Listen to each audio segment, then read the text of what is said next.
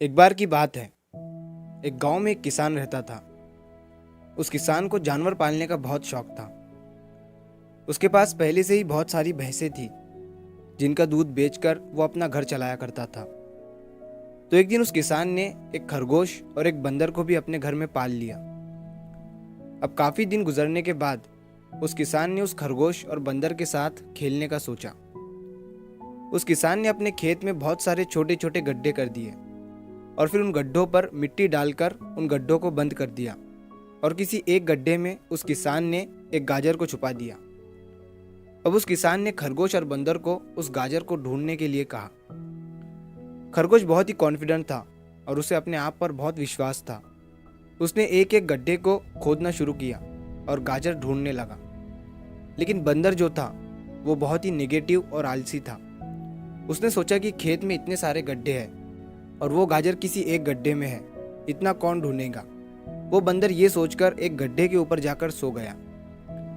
अब उधर खरगोश अपनी पूरी मेहनत से गाजर ढूंढ रहा था। एक एक करके खरगोश ने सारे गड्ढे देख लिए, लेकिन उसे किसी भी गड्ढे में गाजर नहीं मिली। सिर्फ एक गड्ढा बाकी रह गया था जिसके ऊपर बंदर सो रहा था। अब खरगोश बंदर के पास जाता है और उसे उस गड्ढे पर से उठने के लिए कहता है। जैसे ही बंदर उस गड्ढे पर से उठता है, खरगोश गड्ढा खोद कर गाजर बाहर निकाल लेता है और अपने मालिक को ले जाकर दे देता है। बंदर ये देखकर हैरान हो जाता है कि जिस गड्ढे के ऊपर वो इतनी देर से सो रहा था, गाजर उसी के अंदर थी। वो सिर्फ एक बार खोद कर देख लेता तो गाजर उसे मिल जाती और वो मालिक की नज़रों में बड़ा बन जाता। यही सोचकर वो अपने किए पर पछता रहा था।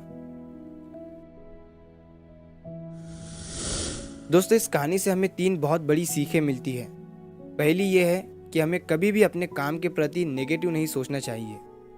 जैसे उस बंदर ने सोचा कि इतने सारे गड्ढे हैं और गाजर किस गड्ढे में है पता नहीं। यही सोचकर उसने उस काम को अपने लिए बड़ा बना दिया।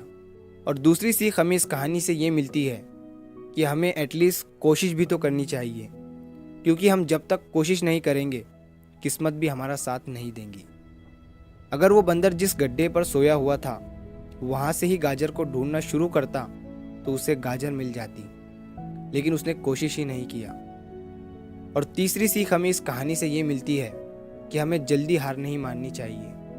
अब हमें नहीं पता कि हमें अपने काम में कौन से साल में कामयाबी मिलेंगी।